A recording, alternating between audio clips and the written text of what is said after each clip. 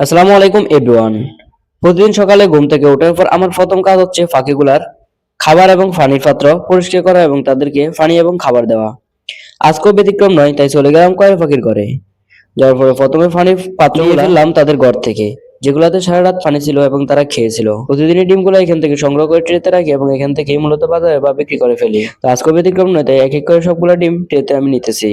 সবগুলা ডিম দেখানো সম্ভব হইতেছে না, তাই কিছু পরিমাণ ডিম আমি দেখালাম। ডিমগুলা সংগ্রহ করার শেষে ডিমগুলাকে রেখে আমি চলে গেলাম পানির পাত্র পরিষ্কার করতে। পাত্রগুলো আমি প্রতিদিনই পরিষ্কার করি, তবে দিনের বেলা কোনো মেডিসিন অ্যাড করি না এদের জন্য, বা ঠান্ডার জন্য আমি রাত্রে কিছু মেডিসিন অ্যাড করে থাকি। দিনে শুধু পরিষ্কার করে পাত্রগুলাকে তার মধ্যে পানি ভরাট করে আবার দিয়ে আসি পাখিগুলাকে খেতে। আর এভাবে চলতে থাকে আমার প্রতিদিনের রুটিন।